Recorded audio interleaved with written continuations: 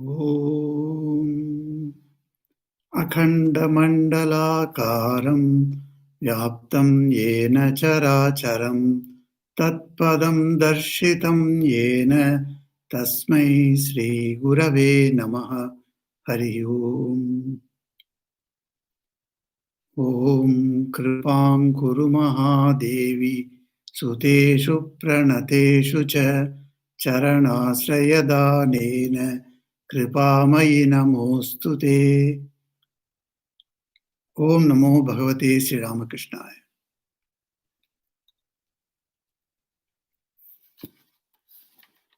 Welcome to this 41st week on the life of Holy Mother.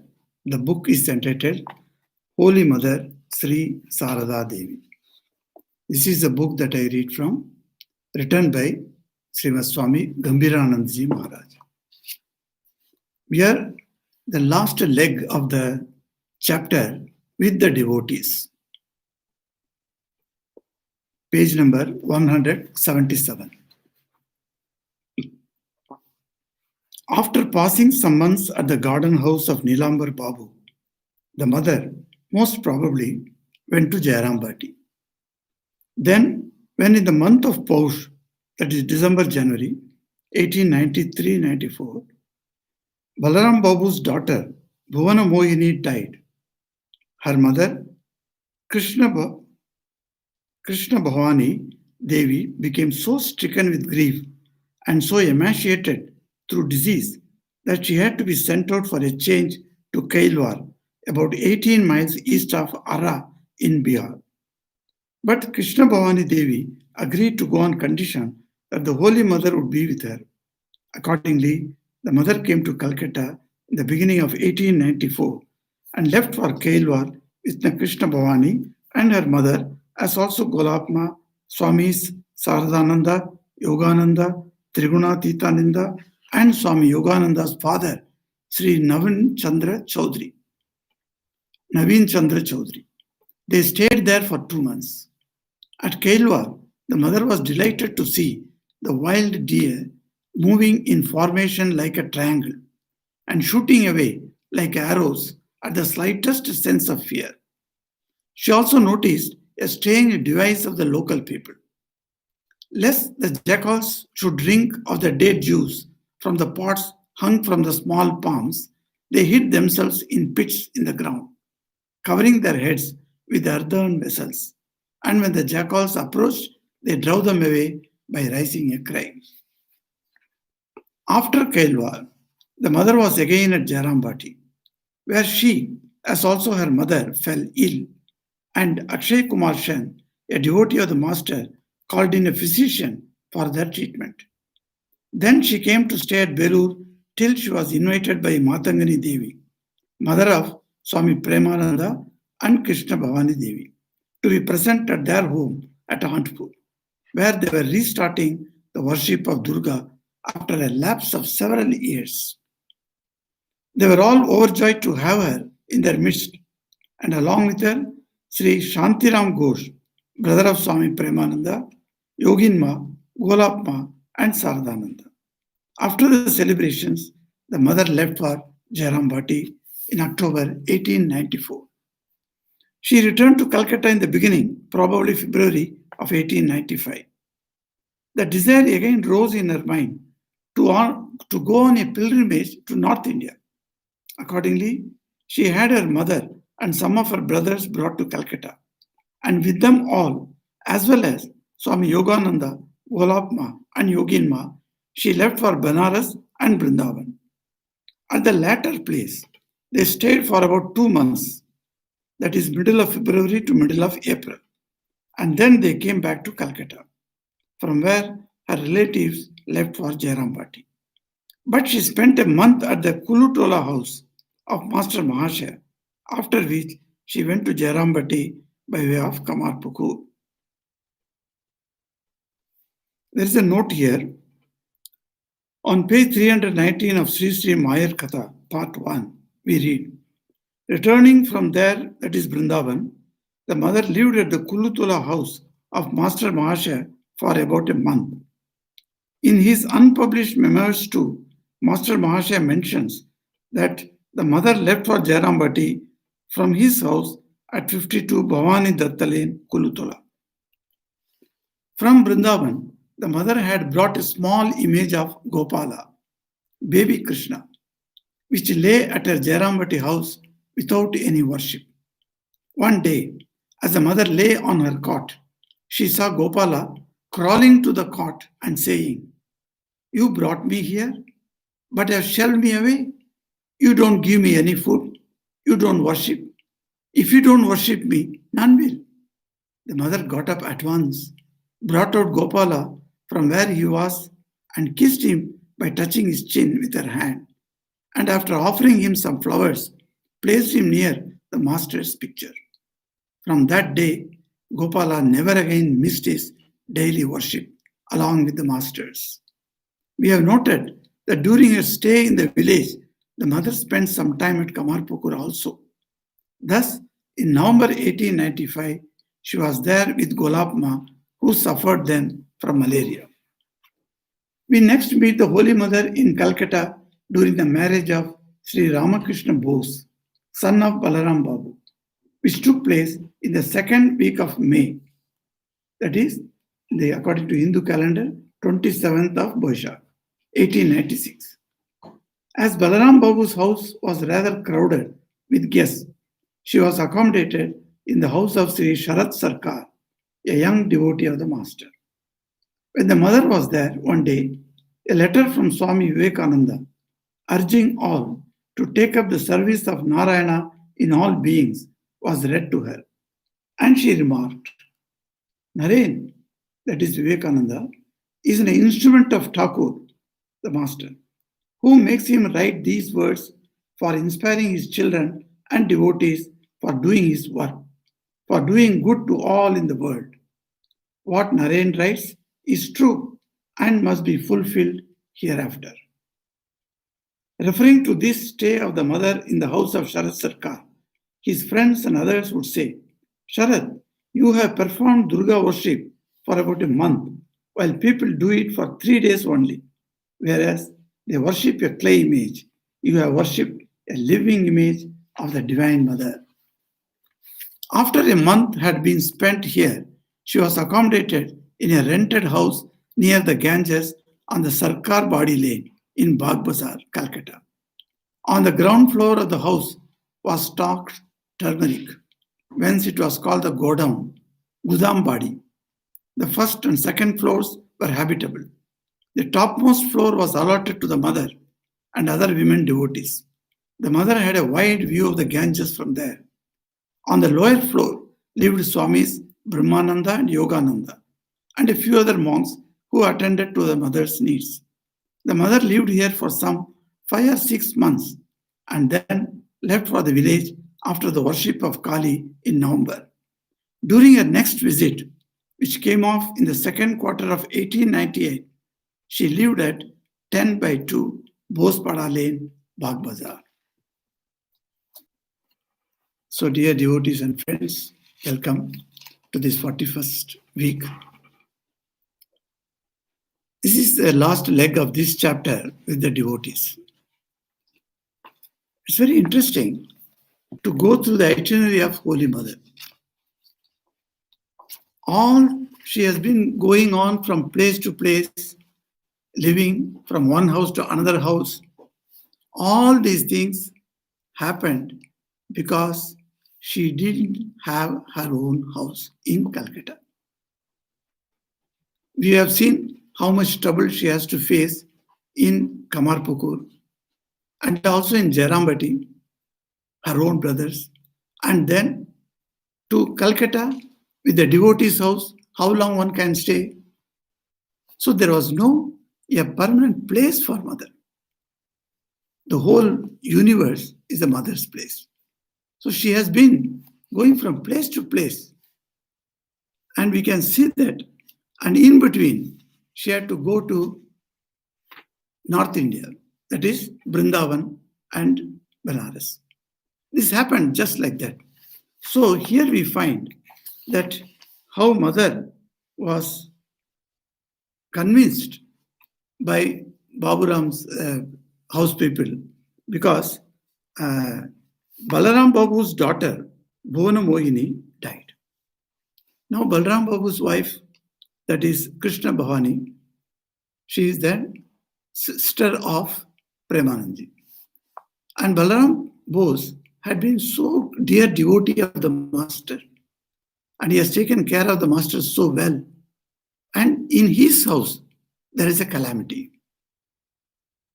And the mother could not stand the death of her own daughter. So she was terribly upset. And then they thought, let her go to a distant place in Bihar. From Calcutta, you have to go to Bihar. A place called Ara district is there. In Ara, there is a place called Kailwar. So in that Kailwar, Balram Bose had a house. So let Krishna Bhavani go there and take some consolation purpose. So Krishna Bhavani Devi said, Holy Mother must come. So mother agreed finally, and then they are left for Kailwar. Kailwar is a beautiful place, and the Swami Yogananda also was there, and his father Naveen Chandra Chaudhary also was there.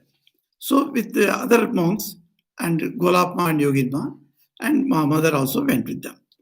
They stayed there for 2 months. 2 months is quite a good period for getting some consolation. And because it's a very beautiful place, and and it's a dry place, so they all recovered health-wise also. At Kailwar, what delighted the mother, Holy Mother, was the group of deers. These deers, they come in group. They don't go single, always they are in group. And when they go and then they stand there, they move in a triangle formation, which was noted by Holy Mother. So she is very much surprised how that they make a triangle formation. And then if they sense any danger, any person is looking at them or seeing them, they shoot like arrows. They're shooting away like arrows. So quickly they jump and go away. This deer is very well known to all of us because this is in Kerala, this is the Ramayana month.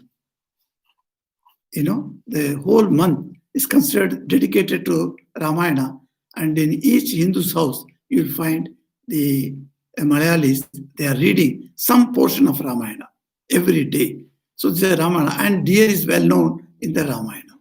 How the deer came, how Maricha came in the form of a deer, and then attracted Sita's attention.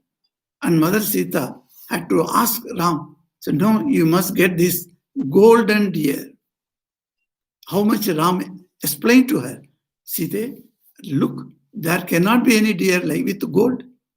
This is some Mayavi has come. So let us not put our mind to that. How much he explained to her. She said, no, I must get that deer. Go and get it. And the deer comes in front of him and then goes away. So it was like a hide and play game. And then again and again he comes in front of him as if he can be caught. But then he is not able to catch. Ram is not able to catch. And then by this way, Maricha took Sri Ram at a distant place in the same forest. And there, those stories, we all know that. So the deers are very good. Even in Ireland here, when I came here, there's a nearby that is called a Phoenix Park. This is said to be the biggest park or the largest park in the Europe. So in this park, we have got plenty of deers. Of course, they are not afraid of human beings. They come near and they stand there. You can pass by. So many people go for walking, jogging, etc. They can see the deer. I have seen also many times the deer. So deers are really beautiful. What attracts us to that particular animal is its chanchalata. That means for 1 second, it can be quiet. We have seen monkeys, how they are not able to sit quiet. But sometimes monkeys also sit quietly. But then they'll be thinking. That's what Sri Ramakrishna says. They are sitting quietly, but then they'll be thinking, which house, next house, we have to go and steal something. So These deers are like that. They can 1 second also they can be with restful. So they are always restless, and that itself is the beauty of the deer. So people appreciate that, and then they look at it, and they go and look at this deer. So mother used to enjoy the deer coming and then going. After that, another things also attracted mother in that place. You see, in Ara, the district, then Kailwar around, you'll find a lot of palm trees. Palm trees are quite tall trees; they grow tall, and then the palm trees have got a lot of benefits to the humanity. From the time of agriculture culture that we came with us, the starting of our humanities culture, I can say the palm trees have been used. The palm leaves are very good as a roof of the houses. Even in India, even now, some of the villages are there in the interior parts of our countryside where you will find these huts are there with the palm roofs. The palm leaves are kept as roofs. In Andhra Pradesh, when we went for relief activities sometime back, even in like a tsunami, there's a big tidal waves came in 1979. So at that time, I was there with many monks and brahmacharis. I was a brahmachari only, but then we saw the palmyra trees, palmyra leaves kept on the huts. And if 120 kilometer speed of wind comes, a storm comes, finished. A cyclone comes, all the roofs are gone. Poor people, they don't have much, they don't have good houses. So they leave the palm trees. So the palm trees, they provide this roof for these poor people. Not only that, it gives a beautiful juice, a very tasty juice it gives. And that palm juice has to be taken out from the tree. How it is taken, is a beautiful method is there. So they tie a pot around the tree on the top, and they cut a little from the body of the tree, and the pot is kept there. And from there, drop by drop, the juice falls. And the whole night it falls. And before the sunrise, that pot has to be taken out and then brought back so that people can drink. It is somewhat a madak. Madak means it gives you some type of intoxication. So people working very hard in the villages, and they need some time in the whole 24 hours to forget their body's physical pain. For that, this intoxication is used. And it is very healthy also. So people take the drink. So this I have seen in Andhra Pradesh. And when you cut the tree, a portion, and attach a pot to that, what happens to that is that to take that palm juice, the jackals come. In and around, jackals are living, and they come there. And what they do, they want to drink that palm dates juice. So they are waiting for that. And the pots are hung from the tree. So they hid themselves, the people, some of the people who want to protect those pots, they hid themselves in pits in the ground, covering their heads with the earthen vessels. So if the earthen vessel you put as a top, as a cap, then and hid in the pit, then the jackals, when they come, they do not know that human beings are there. So they come. They are very much anxious to catch those drinking. But then when these jackals come and they have to be driven away, so at that time they rise from that pit. And when they see the humans, and they run away. So in that way, this is a very wonderful pastime for mother to look into this. When we're reading about jackals, I'm taken to some other place, where Holy Mother, being a manifestation of Mother Kali, how she enjoyed the jackals coming there. Why not? Because in Kali Puja, the jackals are also worshipped.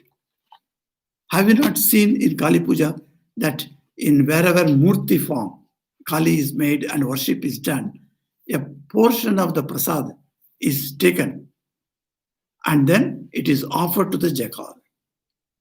In Kanpur, when I joined just as a brahmachari, so at that time we used to have Kali Puja there, not Durga Puja but Kali Puja.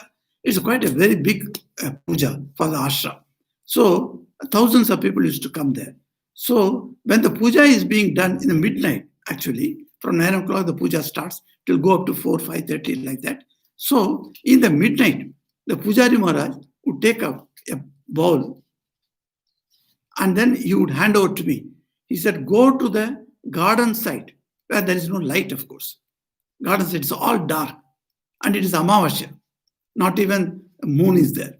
So Amavasya night, Kali Puja is being done. And he would instruct me, go there behind that temple and in the garden, an interior garden, where under one tree you should keep this.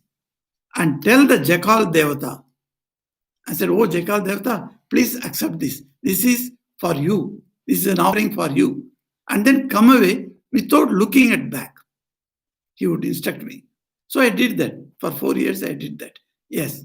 So I was curious why jackals are being used in the puja. There are mantras are there for jackals. You know, jackals are it's belonging to the same canine family, you know that. But these jackals and wolves are there. So the jackals are somewhat it is another variety from the dogs. Because dogs also belong to this canine. But then the jackals have got, simply, they are associated in our Puranas in different places. There are, Panchatantra has got stories. Even we have seen, there's some people say fox. You say fox in other places also. But jackals are widely available, particularly in Asia and in the Eastern Europe. You find the jackals are there. So, Indian jackals are very famous. They are called golden jackals. So golden jackals are very good families, and then they go and catch them also. And these jackals are it's very interesting, at the dawn and the dusk. These are the times they come out to catch their prey. And they can eat small insects also, as well as small birds also, as well as some fruits also. They can eat fruits. So in Ranchi, we have seen jackals coming in our ashram itself at these times. So at the very early morning, so when our dairy farm is going to be opened, so at that time, when they open the dairy farm and then go there, and they can see the jackals. Many times after the Mangalarati is over, and then we used to go for a walk, and then we have seen jackals there. So they come. Sometimes in the night, after the sunset, so at 7:30 or so, when everything is quiet, at that time jackals come and they howl. That is called the howling of the jackals.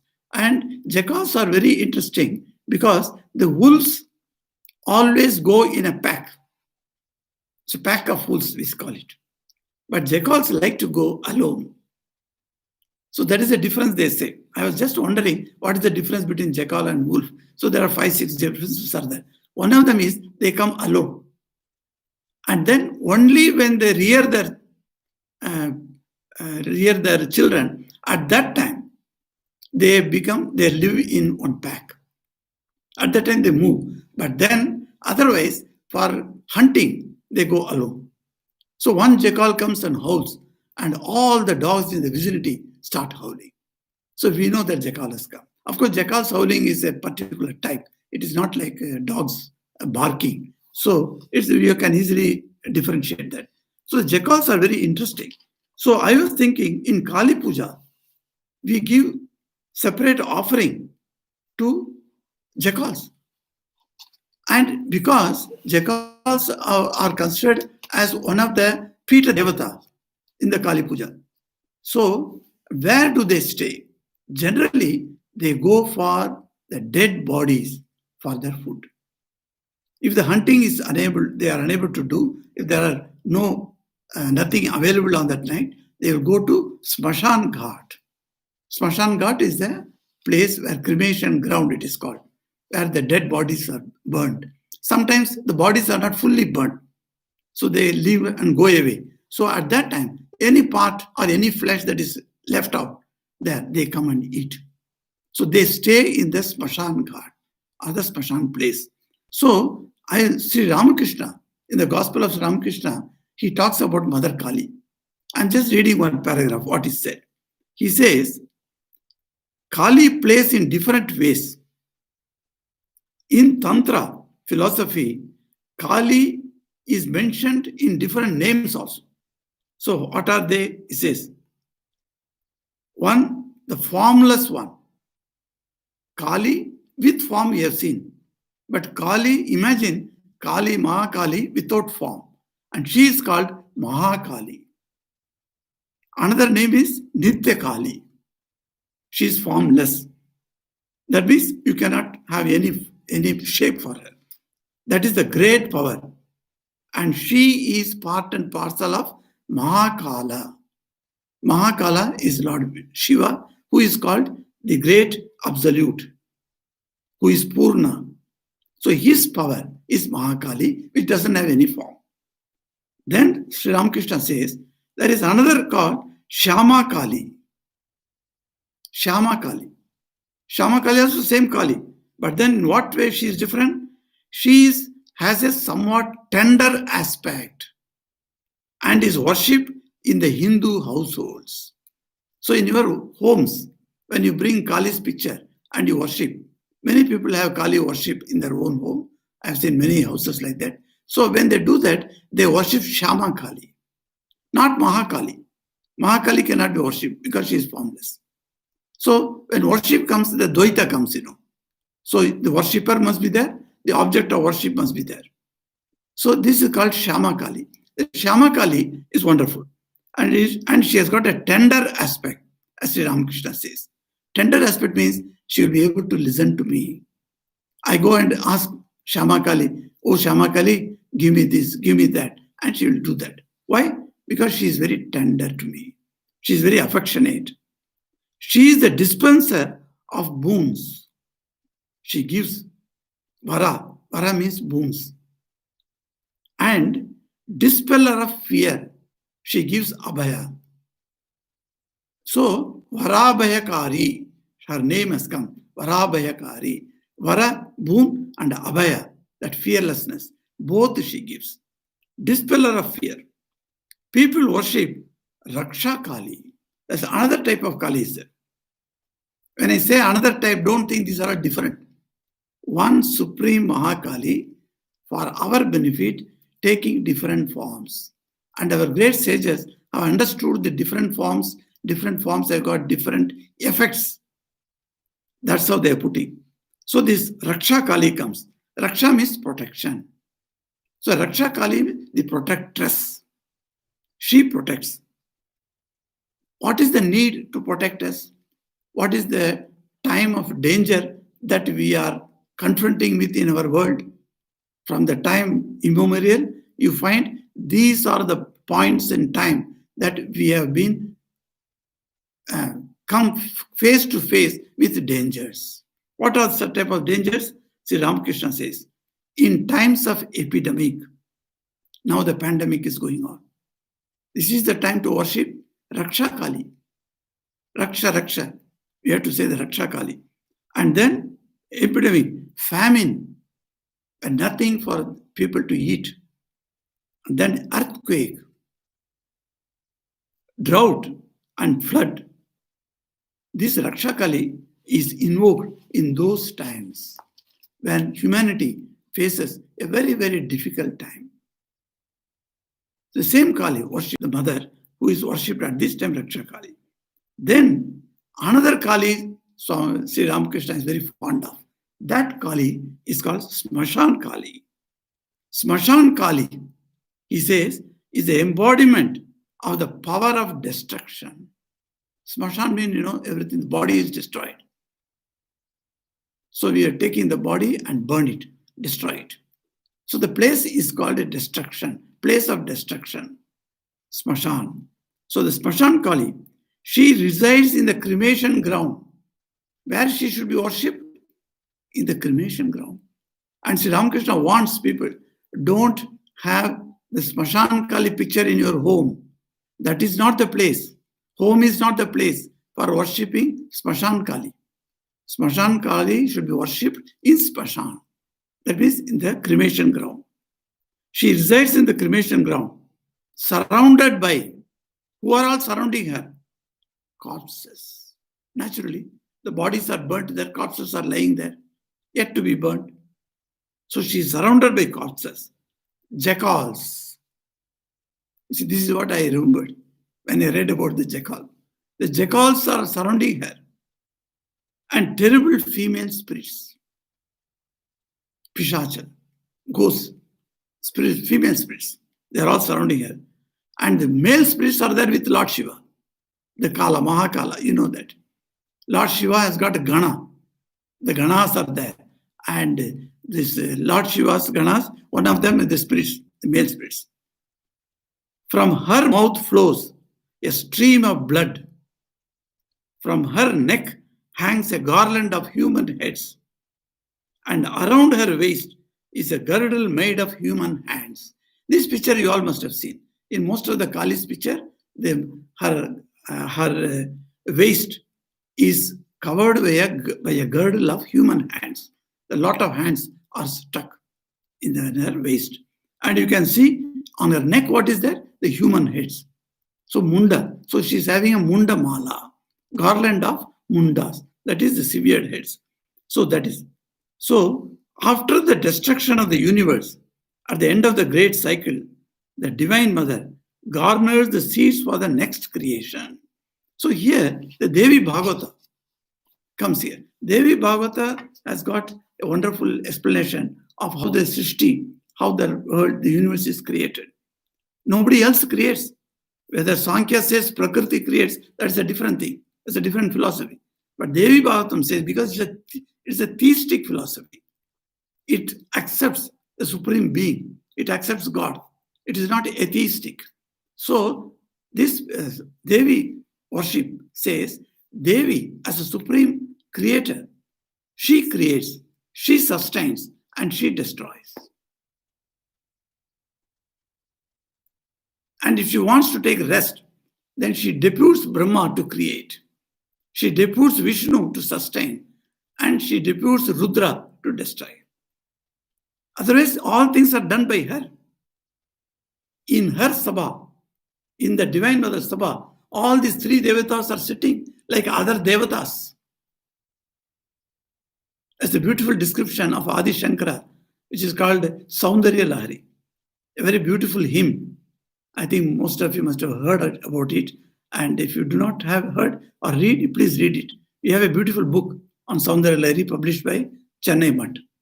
So, that Saundarya Lahari, Adi Shankara says that just to get one word from Divine Mother, the Supreme Mother, all the devatas, including the three, they are all sitting there waiting to hear the voice.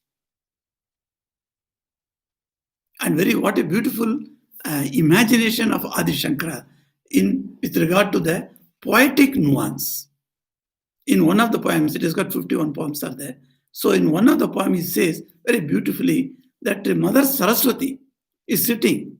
She has come to entertain the Supreme Mother. So Lakshmi is there. She is also lower than the Supreme Mother. They are all sitting along with the Devatas. And Mother Saraswati and Divine Supreme Mother tells her, gives her a nod to start the playing of Veena. So Saraswati plays Veena. It's very beautiful. Veena instrument itself is so beautiful. And then it's wonderful to hear the Veena Nada. That Nada, this sound, is so musical. And that music is being played none less other than Saraswati herself. Now you can imagine Saraswati playing Veena, and that Veena sound, how sweet it must be. The sweetest of all. The three worlds got stunned at that time. All the people were mugdha. Mugdha means they are completely absorbed in the music that is being played by Saraswati. All were stunned. When your mind is absolutely concentrated and still, and nothing else is there except the music tones, the music raga. At that time, if any disturbance comes, how terrible it is. And that's what happened. Mother Saraswati stopped playing Veena. She stopped in the middle. And when the Veena with a jhanka stopped, all the three worlds people were stunned as if they got up from their sleep.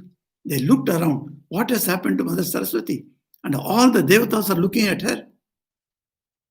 And Saraswati, they are asking Saraswati as if, why did you stop? Such a beautiful flow of raga was there. And we are all absorbed in that music. Why did you stop? Saraswati, putting her head down, says, I heard one word coming out from the lips of the Divine Mother. She said, Besh. That means, okay, very good. She said, good. The one word came out from her lips that was so musical, so wonderful. My Veena playing is nothing before that. So I stopped. Such a wonderful musical voice you have, O Devi, to you I bow down. That is how Shankara says in each verse. So he explains the beauty. That's why it's called Saundarya Lahari. Lahari means waves. Waves do not come single wave. Always waves are followed by other waves. So that's why it's a waves, it's a wave pattern. So waves one after another comes. And each shloka is one after another. From head to toe, Shankara explains each part of the body and says how beautiful they are. Saundarya. So that is why I brought this is that Divine Mother, that Mother Kali, is sitting, Mahakali is sitting like that. Now, so I'm actually brought, I just digressed a little from the jackal portion. So the jackals are the animals which are very interesting. And they are said to be the mantri of the forest king lion. If lion has to consult anybody, he will call the jackals only because they are very intelligent. In childhood stories we hear how the jackal goes and talks to a crow. Crow is taking a small eatable thing in his mouth, and the jackal goes and says, "Hey crow, what a beautiful voice you have got. Why don't you sing for me?" And being taken over by this praise of the jackal, he starts singing. The moment he opens his mouth, that item falls down and jackal eats and takes it away. So jackal is considered to be very intelligent animals. So these jackals, they come to take the juice at the dawn time. That is the time. So they will come and jump over the tree and break that pot and drink all the juice. That is how they do. So the men folk, they hid themselves in the pit and covering their heads. Mother has watched all these things. So that's why it's very amusing for her. So from Kailwar, she again comes back to Jairambati, and then again she stays for celebrations, for the Durga Puja celebration at Antpur, and then she again returns to Calcutta. And then in her mind, she got a desire to go to Vrindavan and Banaras. And so she goes for that. After coming back from Vrindavan, she stays at Master Mahashay's house. We all know who is Master Mahashay. In English, he styles himself as only the letter M. Mahendranath Gupta. It's called Master Mahashay. So in Bengali, master word is used for different connotations are there, of course, for this word. A person who is teacher is called master. And in English, when we say master, we say Thakur, to that equal word. In English, Swami Nikhilanji, when he translated gospel, he says master, the master. The master means in Bengali what we say, or Indian language we say Thakur. So in Bhagavan, you can say Bhagavan. So for the Bhagavan word, it uses the word master. So here Master Mahashay is called because he was a teacher. So Yam was called Master Mahashaya. So in all the Bengali literature, you will find wherever reference of Yam comes, they refer him as Master Mahashaya. Mahashaya means a very respectable person, a reverend person, like that. Mahashaya, Master Mahashaya. So in his house, she stays. So while staying at Jairambati during this period, there is one incident that happened in mother's life. It actually gives me goosebumps when I read it. What was that incident? Such an inspiring incident that she had. I'll read you certain words only. One day, as the mother lay on her cot, that means she was not sitting, she was not walking. Clear, she was lying down on a cot. She saw Gopala crawling to the cot. While she was looking at here and there, and the floor also she's looking while laying on the cot. At that time, she saw Balagopala crawling towards her. This Balagopala she brought from Vrindavan. It's the image of Balagopala. Balagopala means baby Krishna. This Balagopala has been worshipped in many places. If you go to Karnataka state of India, there's a place called Udupi. Udupi is Krishna's place. Well, a lot of temples are there. But in Udupi, the great saint Madhvacharya established a Krishna temple where the Balagopala is worshipped even till today. Madhvacharya was a great saint, you all know. There are three great philosophical systems in the Hindu philosophy, the Indian philosophy as you call it. What are the three systems? One is Advaita, second is Vishishtadvaita, third is Dvaita. Advaita, Vishishtadvaita, Dvaita. Each system had many saints. Believing in these systems, they become self-realized people. And Dvaita philosophy, that was spearheaded and that was established on the Prasthanatraya basis. So that Dvaita philosophy was headed by Madhvacharya. Madhvacharya was a great saint. He had wonderful darshan of Lord Krishna. As Sri Ramakrishna used to talk to Ma Kali, in the same way, Madhvacharya used to speak to Lord Krishna. Everywhere he could see Lord Krishna. And Lord Krishna, that is so, whatever be his philosophy, I'm not going to the philosophy now, but Madhvacharya established a Krishna temple in Udupi. So if you have any chance to go to India and visit Karnataka and go to Udupi, you must go to the temple. That's why I'm telling you. So keep it in mind. This Balgopala worship was made famous by Madhvacharya. Not only that, and many of the places, wherever Lord Krishna is being worshipped, the Balgopala has got a special place. So people have this Balgopala idol, Balgopala image, in whatever metal it has been made, keep it in their home. Sometimes some saints go to different places, they carry with them and they present it to the householder or to their own disciples. They give it and that they keep it and they worship. Well, traditionally they worship. Son after the son after son. If there is no son, the daughter. Like that it is passed on to generation after generations. In Bengal, I have seen some houses where 7th generation, 8th generation, they are worshipping the same Balgopala which was worshipped before, long back. And they say the Balgopala is living. He is not a mere image. That is the thing. That experience has to come. So I have seen that when I should narrate here. Many places I have narrated this, many talks I have told us, but then there are many new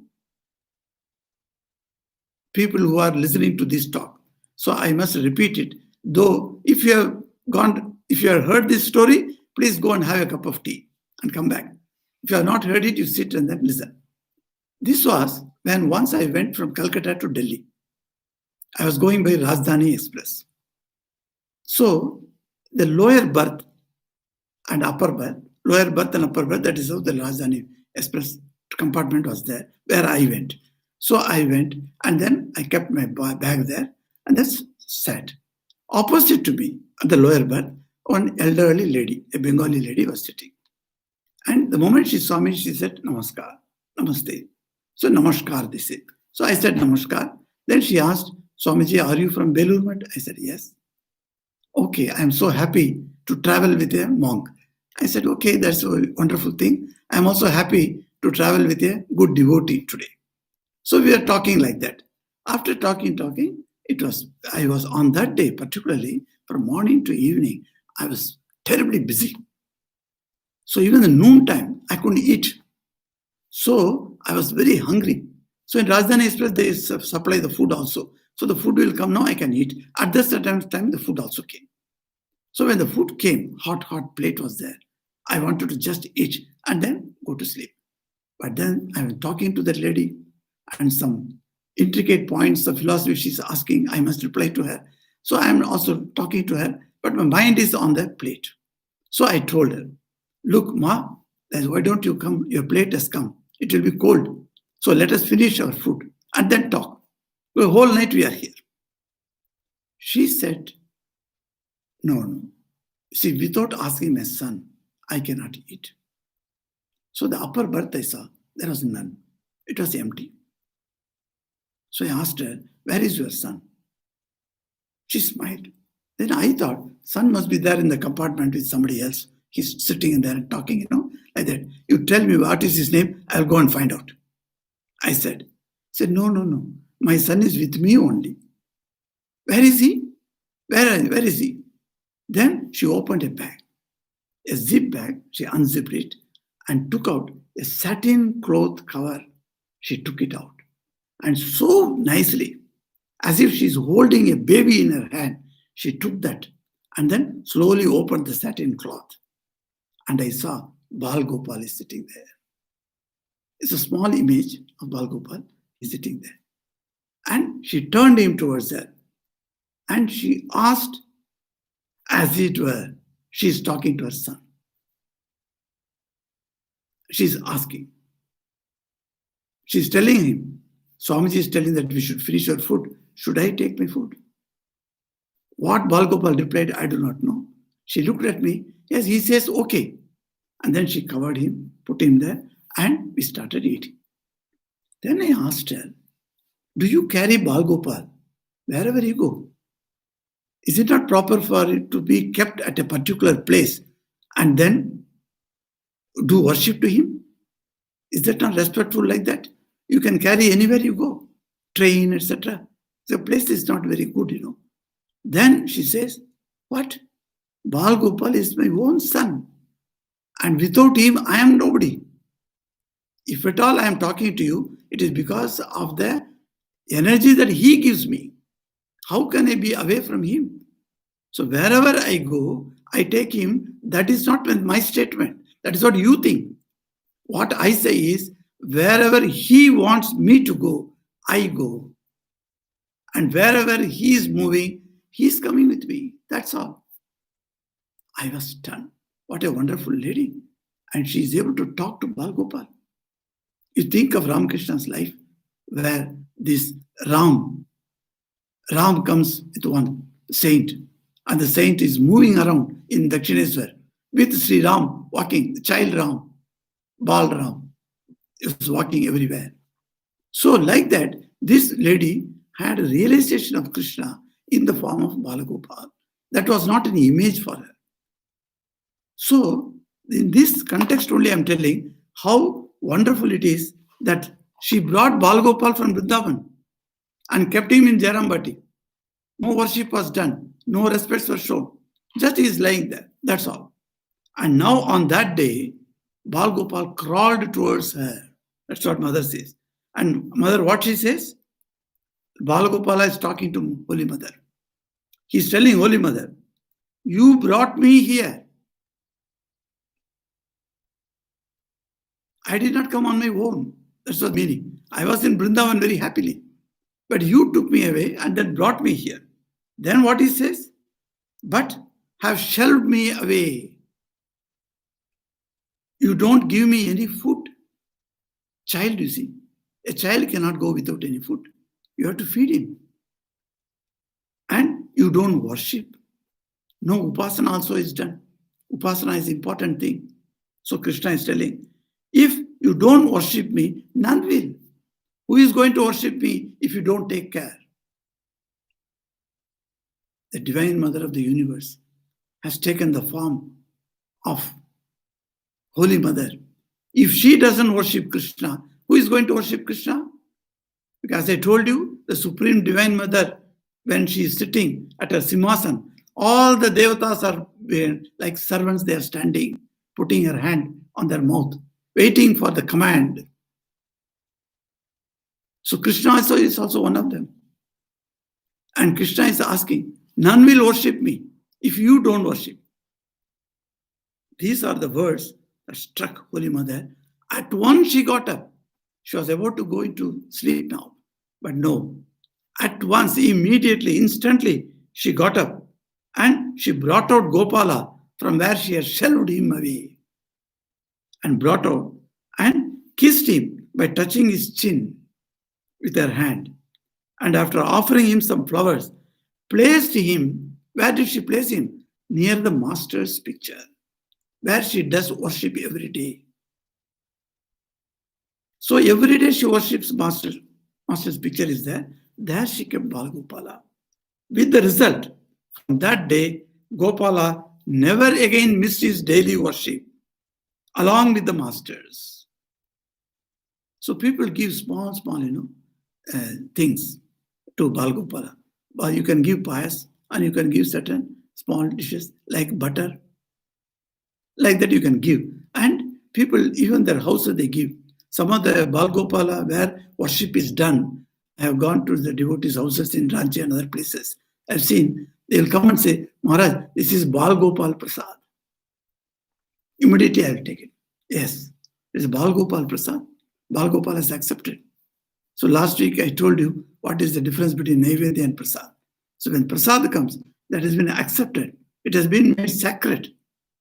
So that purifies the mind. Wherever Prasad is there, you must take a little. Why? Not for the nourishment of the body. That may happen through the tanmatras, but then mainly purification of the mind. Our mind gets purified. So, Prasad. So that is what this wonderful incident brings me back. So many incidents with Balgopal. In Belur Math, when you go to Brahmananji's temple, you will see under Brahmananji's image, there's a Balgopala is kept. And Balgopala has got a separate seat, a simhasan, and where he is sitting there. How he sits? Two knees are on the floor, and one hand is on the floor in front. Another hand is holding it like that. There, a small laddu is kept, or whatever he likes that you can put it there. Generally, they keep the laddu there. So that Balgopala is asking, or butter. So that type of Balgopala is sitting there in Belur Math. When you go there, that is why, because Brahmananji was none other than the friend of Sri Krishna. That's why in Brahmananji's temple, Balgopala is worshipped. So one can worship Balgopala in his own house if Balgopala comes on his own. You don't need to go and purchase some Balgopala and start worshipping. If you think so, if your mind is attracted to Balgopala form and you think you can worship and maintain the worship, then you can go and purchase also. Nobody prevents you. That is the freedom Hinduism gives to everyone. So, but other than that, if any great man gives you a Balgopala, then don't neglect that. Because it is a living image. It's an image, no doubt, but it is still a living image. So that image has to be worshipped. It has to be taken care of. And there are some devotees I have seen not going away for vacation. The reason is, who will feed my Balgopala? When the lady asks this, I get tears, She is so much involved with Balgopala's worship She says, if I go away for 1 week outside, who is going to feed him? If you have pets, don't you have this problem? What are you going to do with the pets? Nowadays, of course, there are places where you can put your pet for 1 week, then come back and take back your pet. But there are times or there are places where there is no such facilities available. Where will you give your pet? In another house, the pet will not go and stay. And it won't eat from another's hand also. There are some dogs I have seen. They will eat only from one person's hands. If he or she doesn't feed him, he won't eat at all. That type of pets also I have seen. Very interesting pets. So this, who is going to feed that? That means the idea is my Bal Gopala is a living Gopala. He will be there in that image for all the time. She doesn't want to see Krishna growing up, the 16-year-old Krishna who did Kamsavad, who killed Kams, and who killed so many Asuras. No, she is not interested in that Krishna. Neither she is interested in the king of Dwaraka. That Krishna she not interested. Neither she is interested in that Krishna who spoke Gita to Arjuna in the battlefield. She is interested, her whole mind is involved in that form of Krishna, which is Bala Gopala. So small Gopala, baby Gopala. This baby Gopala is such a wonderful aspect of Krishna worship. This is one of the great contribution of the Vaishnavism to the Indian spiritual aspirants. This contribution is this, that a supreme power, which has got no form, can take many forms, and among the many forms that it takes, one particular form you can be deeply attached to for your spiritual progress. This is a wonderful method. From top down, you come down to this level, and from this level you are. So you raise yourself, slowly going above and above and above. And one day you realize that Krishna has got no form. He is formless. Krishna is everywhere. That realization comes. That's what Vedanta says. All methods of worship are acceptable. No method should be condemned. Every method has got particular adherents, that is, particular followers. So we don't need to worry about this. Even if you worship Bal Gopala image, so it is Sri Krishna's duty to take you level by level, raise you level by level, and show you the highest realization.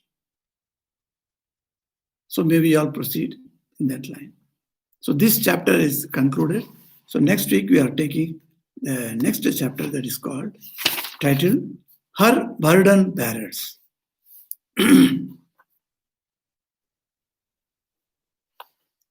Om Kripam Kuru Mahadevi Suteshu Pranateshu Cha Charanasrayadanena Kripamayi Namostute.